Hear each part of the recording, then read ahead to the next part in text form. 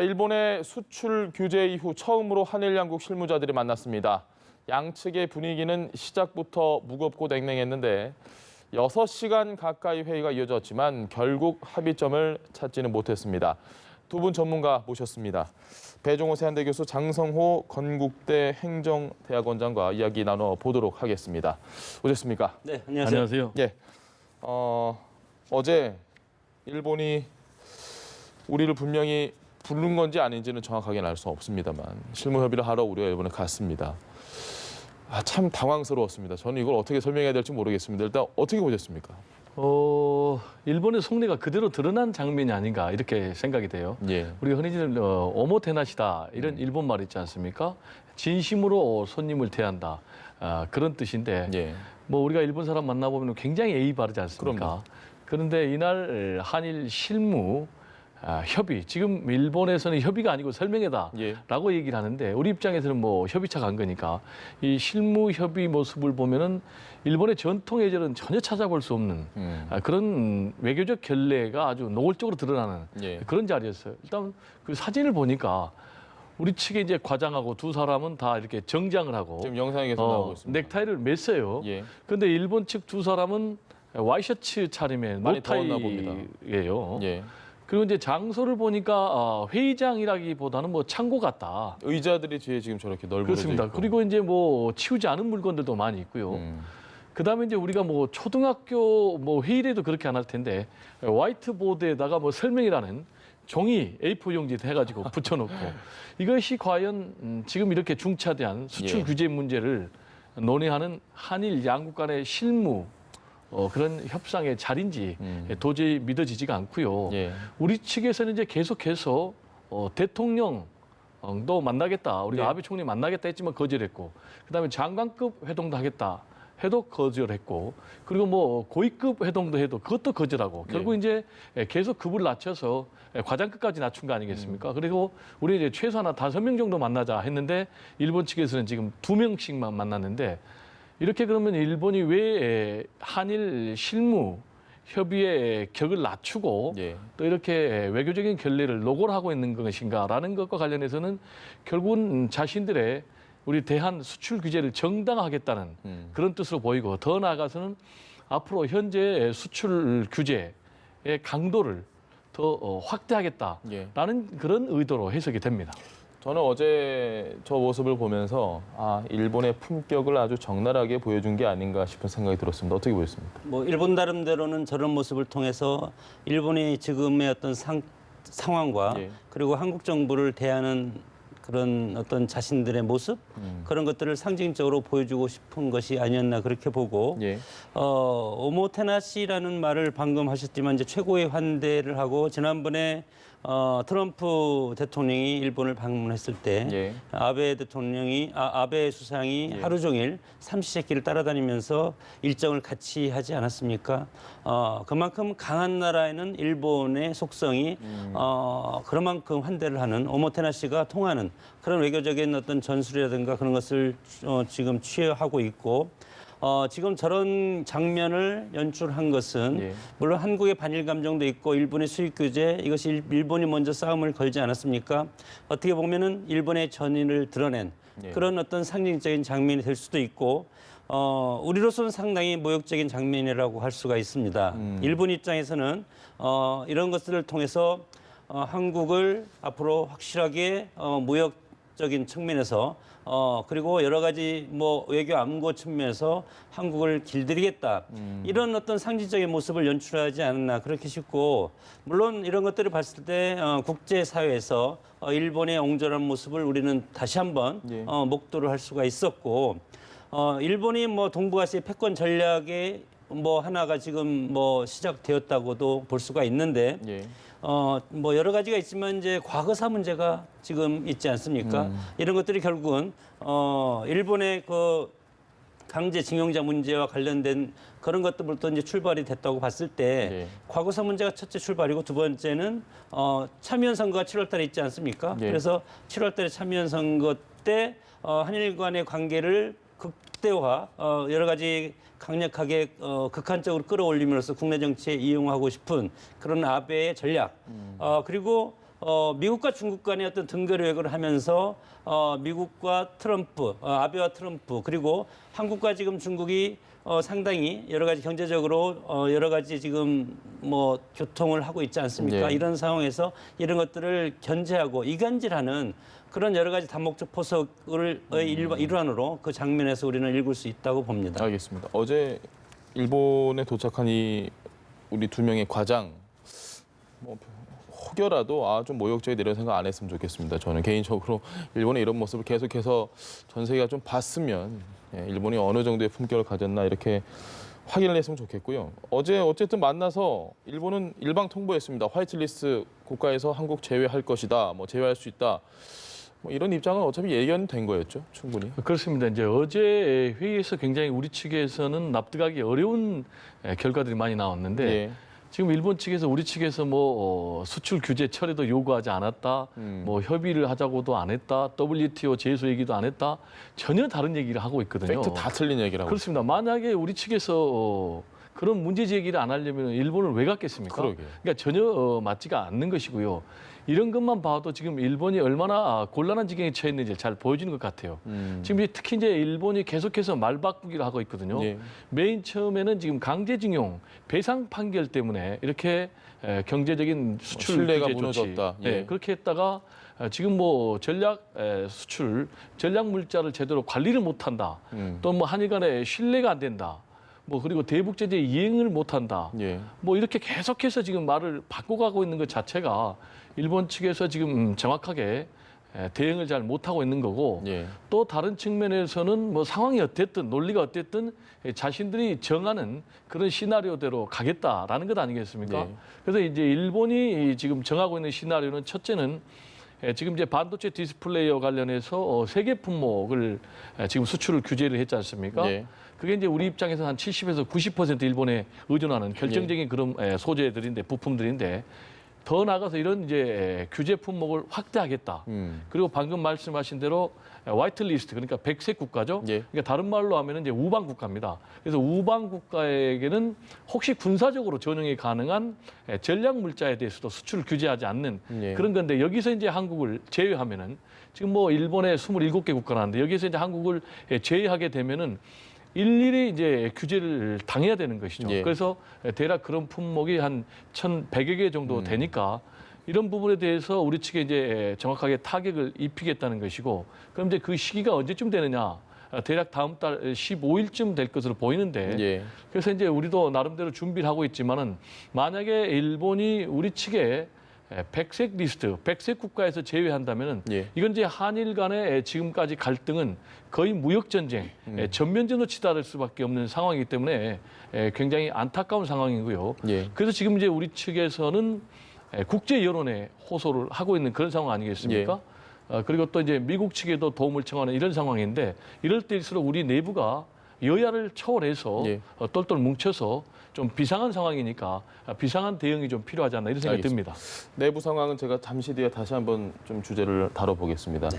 어쨌든 좀 우리는 굉장히 발빠르게 움직이고 있습니다. 차분하게 대응을 하고 있고 우리 대응은 어떻게 보십니까? 미국도 지금 가고 뭐 일본도 가고 아주 바쁘게 움직이는데요. 뭐 전방위적으로 할 수밖에 없고 특히 이 모든 것은 정부가 책임을 져야 되는 것 아니겠습니까? 예. 물론 삼성 이재용 회장이 비밀리에 일본을 방문하고 왔지만 민관 외교도 민관 외교지만 정부가 중요한 것은 외교적으로 풀어야 될 그런 중차대한 시점에 와 있다고 봅니다.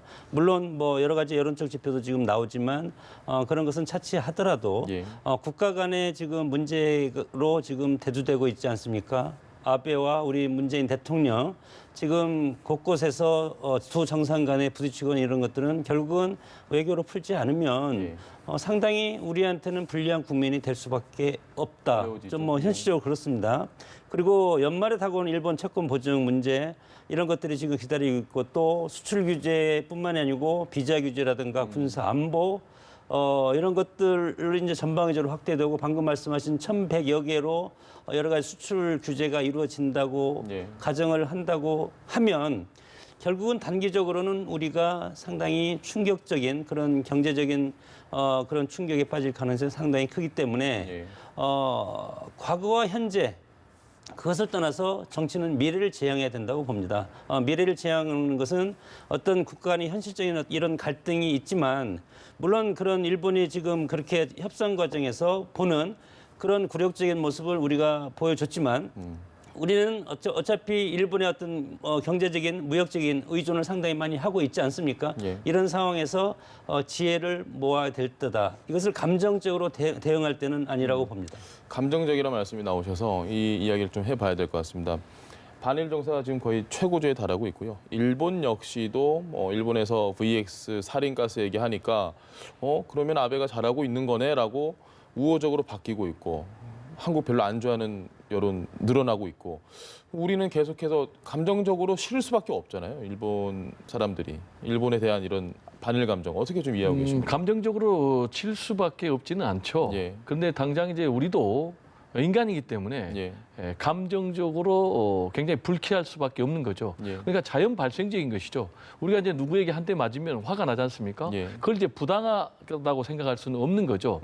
다만 현재의 일본의 이런 경제 보복, 정치 보복을 감정적으로 대응해야 되는 것과는 예. 전혀 별개의 문제죠. 그래서 현재 이제 우리나라에서 일본 제품에 대해서 불매 운동이 벌어지고 있지 않습니까? 예. 그리고 또 심지어는 편의점을 중심으로 해서 판매 중단 움직임까지 벌어지고 있지 않습니까? 여행도 안 가고. 그렇습니다. 그래서 뭐 일본의 여행사들 같은 경우에 뭐 노선을 지금 뭐 줄였다는 예. 얘기도 있고 지금 일본 제품들 특히 이제 맥주라든지 그다음에 유니클로라든지 이런 제품들의 판매가 뭐 많게는 30%까지 뚝 떨어진 이런 상황 아니겠습니까?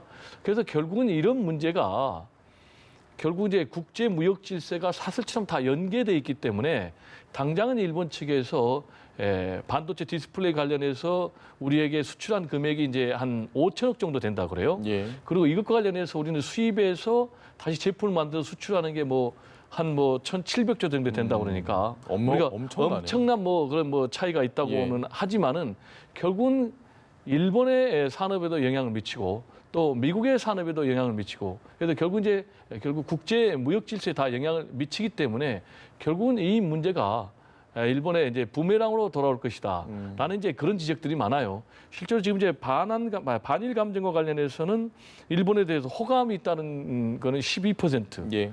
그리고 비호감이 77%거든요. 예. 이게 지금 이건 연령과 지역을 초월해서 굉장히 이제 반일 감정이 뜨거운 이런 상황인데 그렇지만 또 재밌는 대목은 현재 한국에 거주하고 있는 일본인, 예. 그러니까 제한 일본인들은 한국 국민들의 성숙도를 믿는다.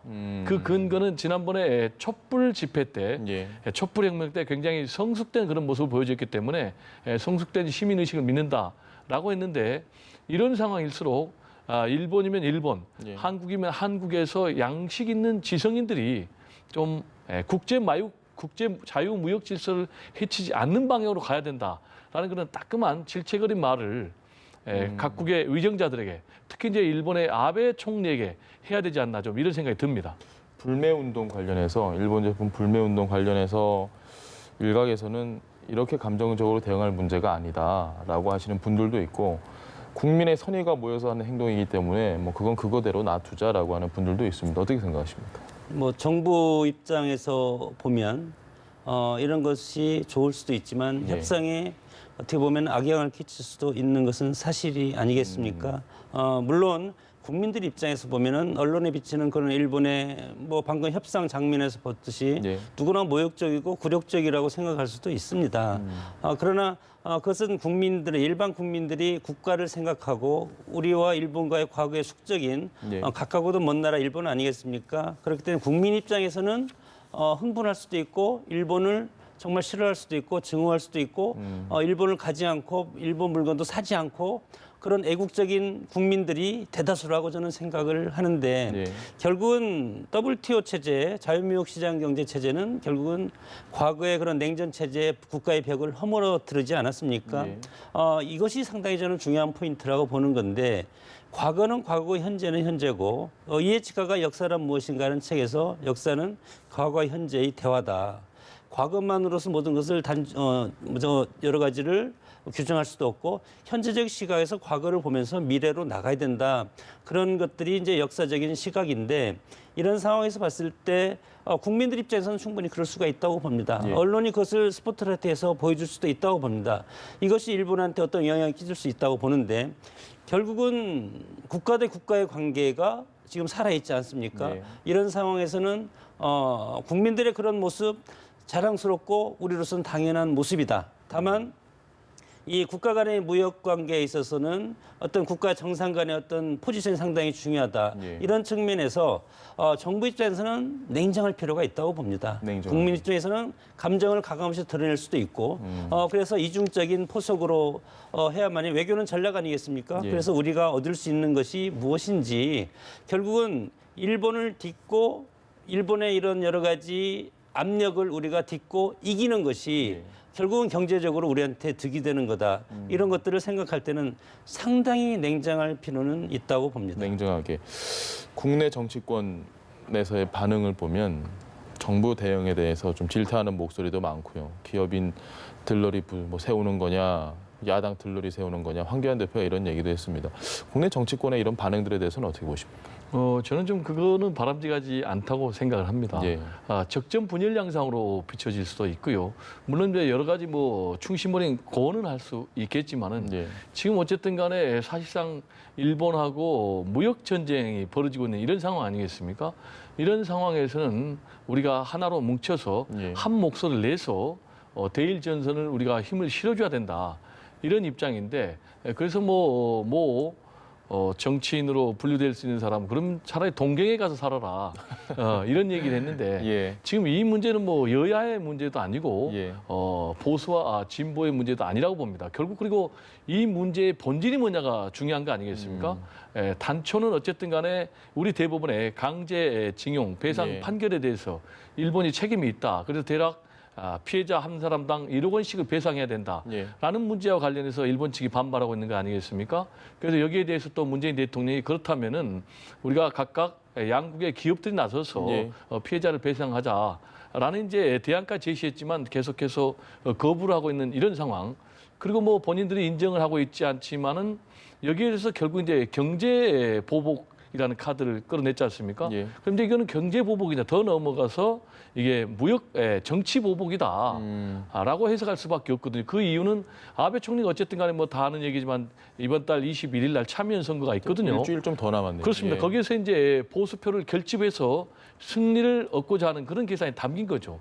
그럼 문제는 그 계산으로 끝난다면은 오히려 선거가 끝난다면은 예. 한일 간에 지금 무역 갈등이 끝날 수도 있겠는데 그게 아니고 더 나아가서 이 선거에서 개헌 발의선인 3분의 2가 확보가 되면은 더 위험해지죠. 현재의 평화헌법을 개정을 해서 전쟁을 할 수 있는 국가로 나아가겠다. 예. 그리고 다들 얘기하기를 이것이 지금 아베 일본 총리의 평생의 소원이다라는 것 예. 아니겠습니까? 그리고 여기다 더 나아가서 최근에 지금 일본 아베 총리 입장에서는 재팬 패싱을 굉장히 좀 염려하고 우려하는 것 같아요. 예. 그게 무슨 얘기냐면은 이번에 오사카에서 G20 정상회의가 열렸지 않습니까? 그런데 어쨌든 간에 트럼프 대통령이 트윗으로 김정은 위원장에게 만나자라고 즉각적으로 제안해서 즉각적으로 또 오케이를 해가지고 결국 이제 판문점에서 분단 66년 만에 처음으로 남북미 정상들이 만나는 그런 역사적인 사건이 벌어졌지 않습니까?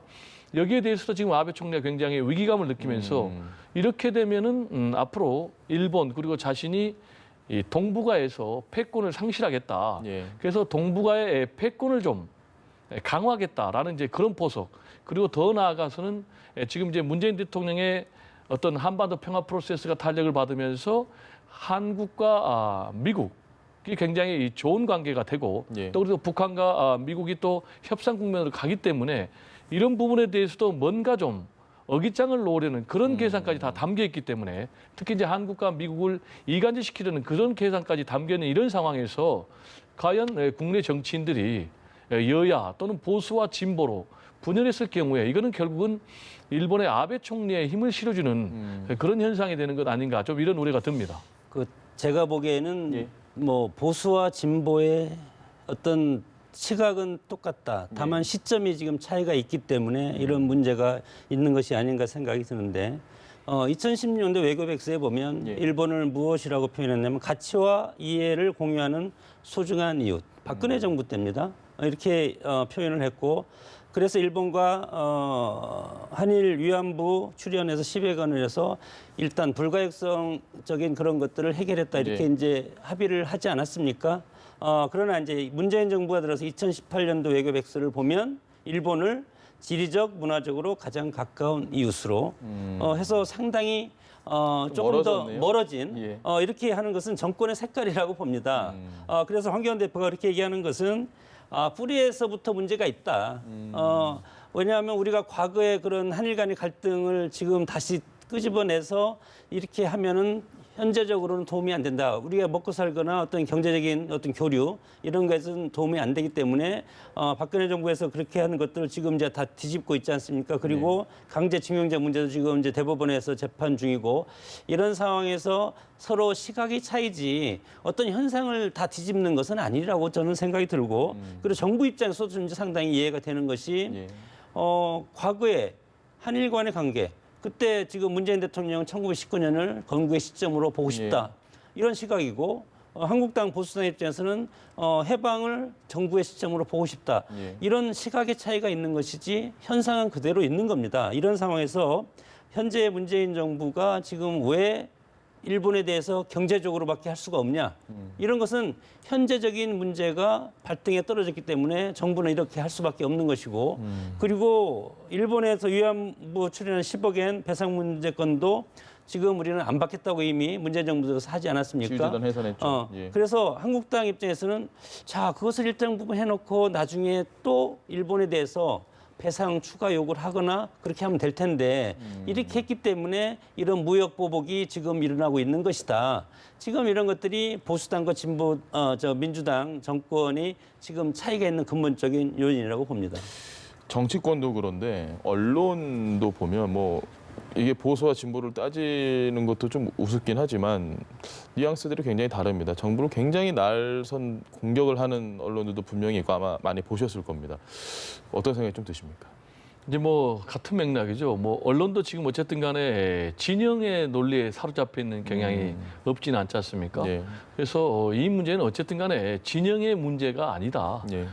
결국 이제 국익의 문제이기 때문에 국익 앞에 여야와 진보가 따로 있을 수가 없다. 지금 이제 일본 측에서 이번에 우리 한국에 대해서 경제 보복을 나선 것도 결국은 산케이 신문 보도를 가지고 계기가 됐다는 그런 평가가 예. 많아요. 산케이 신문 보도가 뭡니까? 한국이 시리아라든지 이란이라든지 이런 친북 국가에 대해서 전략 물자를 밀반출했다는 그런 이제 뭐 의혹이 있다라는 것과 관련해서 지금 일본이 그걸 가지고 또 문제를 삼아서 한국이 전략 물자를 제대로 관리를 못하고 있다. 결국 이게 결국 이제 북한으로 흘러 들어가고 있다라면서 거기에 대한 책임을 물어가지고 지금 반도체 디스플레이어 3대 품목에 대해서 지금 수출 규제를 하고 있지 않습니까? 이런 상황에서 우리 언론들이 어떤 뭐 보수와 또는 진보, 진영으로 나눠가지고 할 경우에는 결국은 같은 맥락이 되는 거죠. 그리고 이제 과연 현재 한국과 일본의 이런 문제를 어떻게 풀어야 되는 이건 뭐 하루아침에 풀릴 수가 없어요. 예. 지금 아베 입장에서는 계속해서 자기의 수순을 밟아가는 그런 상황밖에 없는데 어쨌든 간에 전체적인 이제 일본 전문가들은 예. 대승적인 차원에서 우리가 자세를 잡아야 된다. 즉 특히 이제 이 한일 간의 역사 문제에 있어서는 우리가 오히려 좀 맏형 입장에서 좀 한 수 접어주고 포용하고 미래로 나아갈 수밖에 없다. 그런 전문가들의 얘기가 굉장히 많은데 저도 지금 이제 뭐 우리가 굉장히 국력도 성숙해 있고 예. 뭐 3050 클럽에도 세계 7번째로 가입한 그런 이제 우리도 경제 대국 아니겠습니까? 이제 지금 정도에서는 우리도 한일 관계에서 좀 대승적인 차원에서 이 문제를 좀 바라볼 필요가 있지 않나 그런 생각도 듭니다. 알겠습니다. 자, 주제를 좀 바꿔보겠습니다. 일본 얘기는 저희가 앞으로 계속해서 할 것 같은데 국내 이슈 굉장히 중요한 이슈입니다. 최저임금 논의가 어떻게 결정이 났습니다. 8,590원. 네. 어떻게 좀 평가를 해주시겠습니까? 그 역대 최저 인상 폭이고 물론 계속 인상은 되었지만 여러 가지 최저임금과 관련해서 중소기업이라든가 여러 가지 또 취업률이 또 역으로 또 지금 하향 곡선을 긋고 있고 이런 상당히 문제점이 있고 사용자와 노동계층의 상당히 이제 갈등의 이제 그런 폭이 상당히 큰 것이 이 최저임금이었는데 예. 시간급이 8,590원이고 전년 대비 2.9% 인상이 됐고 그리고 월급이 179만 원인데 209시간 기준으로 해서 네. 뭐 조금 인상이 됐습니다. 이렇게 인상이 된 것은 IMF 위기 때 1999년이죠. 2.7% 인상. 그리고 글로벌 금융위기 때 2010년입니다. 2.7% 수준. 이렇게 해서 뭐 상당히 뭐 7%에서 이제 2.7%까지 2.9%죠. 2.9%까지 이제 인상이 되는 이런 네. 시점. 결국은 정부 입장에서도 무조건 최저임금을 인상하는 것이 경제적인 약자한테 유리한 것은 아니다. 이렇게 이제 판단을 해서 최저임금 속도 조절에 들어간 것이 아닌가 싶고 결국은 이것이 국민들이 이것에 대한 인식을 같이 해줄 필요가 있습니다. 최저임금을 무조건 올린다고 해서 우리가 취업률이 향상되고 예. 그런 것들이 이제 아니라는 것을 국민들도 이제 인식의 폭을 좀 이제 넓혀갈 그런 계기가 되었으면 좋겠습니다. 최저임금 속도 조절이 필요하다는 얘기는 많았는데 이번에 이제 현실화된 거라고 저희가 이해를 하면 되겠죠. 그렇습니다. 이제 속도 조절 문제는 사실 오래전부터 나온 거예요. 예. 문재인 대통령이 어쨌든 간에 최저임금 1만 원을 대선 공약으로 내세웠지 않습니까? 그렇지만 이 대선 공약 1만 원에 맞춰서 계속해서 속도를 거기에 맞출 수는 없다라고 사실상 얘기함으로 인해서 속도 조절이 시작이 됐고 예. 어쨌든 간에 뭐 홍남기 경제부총리를 중심으로도 현실론을 얘기했고 그다음에 최저임금 결정 체계를 지금 개편하는 그런 작업이 이루어지고 있지 않습니까? 지금 현실적으로 결국은 이 최저임금 인상 속도를 조절할 수밖에 없는 게 당장 최저임금을 올리니까 영세 자영업자들, 소상공인들이 굉장히 타격을 많이 줄도산, 예. 심하면 이제 도산을 많이 하고 있는 그런 상황이거든요. 아시겠지만 지금 우리나라 영세 자영업자 소상공인 대략 600만 명 정도 되거든요. 예. 근데 실제로는 700만 명이라고 그래요. 왜냐하면 해마다 100만 명씩 문을 닫는다고 그래요. 그럼 600만 명만 잡아도 4인 가족이니까 하루 24, 2,400만 명인데 최저임금 인상의 영향을 이렇게 많은 사람들이 받게 되는 것이죠. 그러니까 정부로서도 고심을 할 수밖에 없는 것이고 지금 그리고 이제 국내 경제 성장률이 계속해서 하향 조정이 되고 있지 않습니까?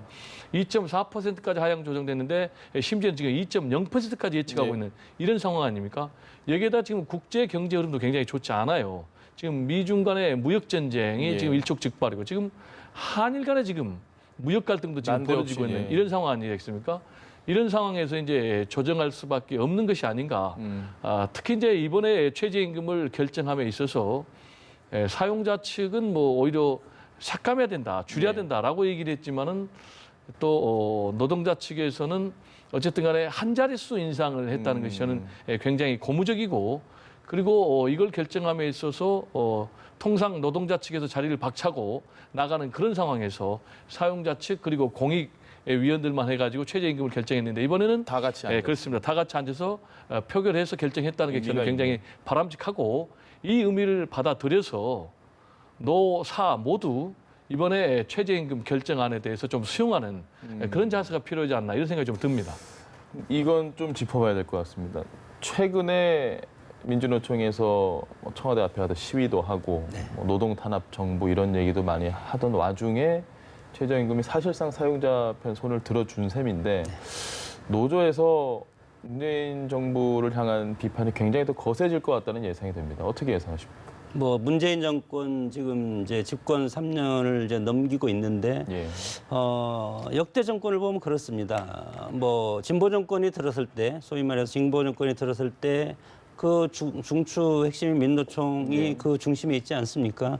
그러나 정부가 들어서서 하다 보면 이것이 현실적으로 민노총의 입장을 다 들어줄 수가 없기 때문에 그렇죠. 결국은 한 절반 정도 반환점을 돌고 나면 이제는 이제 적대적인 공생관계로 다시 돌아섭니다.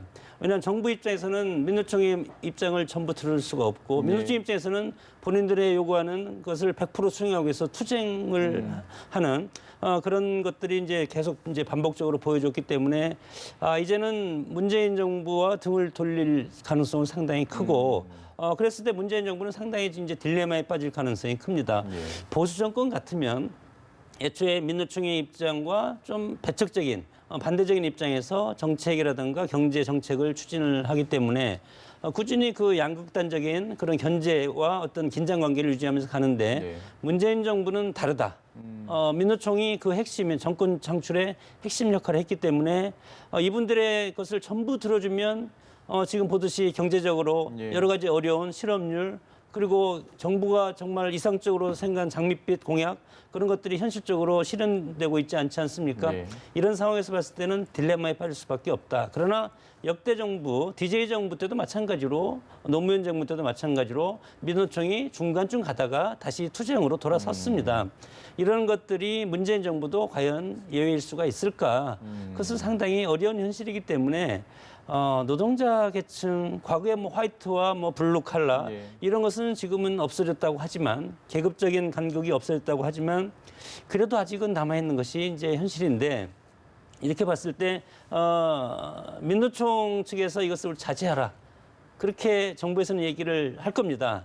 그러나 민노총 입장에서는 그래도 노동자의 권익이고 노동자의 권익은 노동자가 자본가라든가 기존에 잘 사는 어떤 중산층 이상의 그런 생활을 할 수 있는 수준까지 끌어올려야 되는 것이 목표이기 때문에 일정 부분 수용하지 않을 수밖에 없는 것이 정부의 현실이다.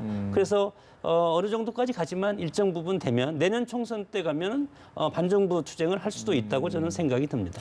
배 교수님 생각은 좀 어떠십니까? 지금 어쨌든 간에 현실과 이상은 괴리가 있을 수밖에 없어요. 예. 그리고 최근에 2년간 29.1%가 급등한 것은 사실이에요. 그래서 이번에 2.87% 했지만 어쨌든 간에 현 정부에서 인상한 것이 32.8%가 네. 인상이 된 거거든요. 그럼 이제 결국 이제 적게 인상된 것은 아니기 때문에 그렇죠. 제가 볼 때 이제 노동계에서는 굉장히 아쉽지만 좀 수용을 하는 게 맞겠고요.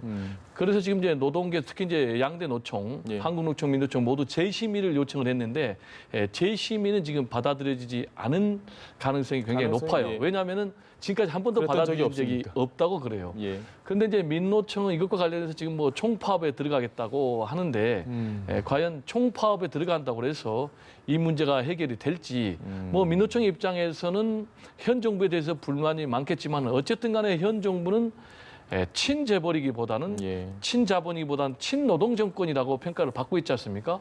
그래서 이런 부분에 대해서는 좀 제가 볼 때는 수용을 해서 힘을 실어주는 것이 오히려 현 정부가 친노동자 정책을 펼 수 있도록 할 수 있는 그런 방향이 아닌가 생각이 되고요. 지금 이제 부족한 부분은 뭐 근로 장려 세제라든지 예. 이런 부분으로 그리고 또 공정한 경쟁이 될 수 있도록 공정 경제 좀 기틀을 좀 확보를 하는 이런 식으로 좀 보완할 필요가 있겠고요.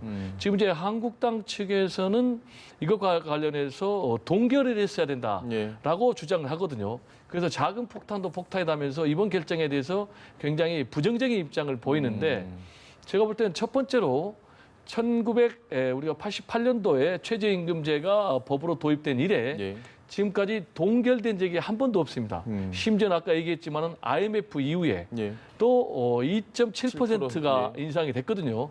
그리고 글로벌 금융위기 이후에도 2.75% 정도 인상이 됐거든요. 그래서 왜 동결하지 않았냐라고 하는 것은 오히려 노동자들, 근로자들의 감정만 자극하는 그런 것이 아닌가. 그래서 다들 아쉽지만은 노사 모두 이번 결정에 좀 승복하고 경제를 위해서 서로 좀 함께 힘을 합칠 필요가 있다. 좀 이런 말씀 좀 드리고 싶습니다. 알겠습니다. 자, 마지막 주제 한 가지 간단하게 좀 짚어보겠습니다. 해군 이함대 사령부 안에 거동 수상자가 발견이 됐는데 알고 보니까 병사랍니다. 근데 문제는 그 전에 허위로 누군가가 나왔는데 이게 누군가의 지시에 의해서 허위 자백을 했다. 이 부분은 좀 문제가 되는 것 같습니다. 참 이럴 수도 있구나. 그런 이제 저는 그 기사를 보고 참 안타까운 그런 이제 마음을 가졌는데 군은 싸우기 위한 집단입니다. 예. 적과 싸우기 위해서 상시적으로 훈련하고 그리고 또 준비하고 그리고 10년에 한 번씩 100년에 한 번씩 전투가 시작되면 거기에 목숨을 걸고 싸우고 네. 그래서 실전을 현실도 실전을 연습처럼 이런 말도 있고 이것은 저는 이제 군기의 문제라고 보는데 우리의 어떤 군의 하위 장병이지만 하위 장병의 군기에 문제가 있다. 저는 그렇게 보고 작전에 실패한 장수는 용서할 수 있어도 경계에 실패한 장수는 용서할 수 없다. 예. 평상시에 훈련의 중요성이 상당히 중요한 것이 평상시에 땀을 예를 들어서 10cm 흘리면 전쟁터에서 피를 한 방울도 안 흘린다는 겁니다. 예. 이렇게 해서 훈련이 상당히 중요한데 훈련에 여러 가지 허점이 상당히 많이 나 있는 것이 지금 드러났고 예. 사실 이것은 이 내용을 보면 근무지 이탈로 끝날 상황입니다. 예. 그럼 일대 어떤 어린 병사가 자기가 목이 말라서 자판기에 가서 음료수 하나 먹으려고 하면 군에서 뭐 영창을 보내겠습니까? 예. 간단한 징계를 하고 너 그러지 마라. 이렇게 해서 끝날 건데 이것이 누군지 모르고 우왕좌왕하다 보니까 그러면 그 내부적으로 감시망이 충분히 있고 뭐 여러 가지 레이더도 있고 뭐 내부적인 감시망이 상당히 많이 있습니다. 군에 가보면. 그래서 이것이 결국은 경계 그리고 허위 자백 이런 문제까지 그리고 결국은 군기 문제 이런까지 이제 확대되기 때문에 최근에 이제 그 목선 문제 이런 것과 관련해서 군의 경계가 허점이 많은 것 아닌가. 뭐 이런 것들이 상당히 지금 이제 안타깝게 생각이 되는데 저도 개인적으로는 이제 육군 자문위원으로 이제 활동을 하면서 군에 대해 상당히 관심도 많고 그래서 보면은 군은 정말 열심히 뭐 휴일도 반납하고 예. 뭐 어떤 사건이 있으면 지금 전군, 육군, 뭐 정군이 지금 예를 들어서 주말에 외출이라든가 뭐 골프도 지금 못 치고 그런 상황입니다. 이런 상황에서 열심히 하고 있는데 어느 한 특정 몇몇 어떤 장병이라든가 예. 어떤 부대에서 순간적으로 이런 실수가 일어나면 군 전체가 상당히 문제가 있기 때문에 이런 것들에 대해서는 앞으로 내가 우리 안보를 책임지고 우리 국민의 목숨을 담보한다. 그런 어떤 의식이 중요할 거라고 봅니다. 알겠습니다. 두 분 말씀 오늘 여기까지 들어보겠습니다. 배종호 세한대 교수 그리고 장성호 건국대 행정대학원장 이야기 들어봤습니다. 고맙습니다. 네, 감사합니다.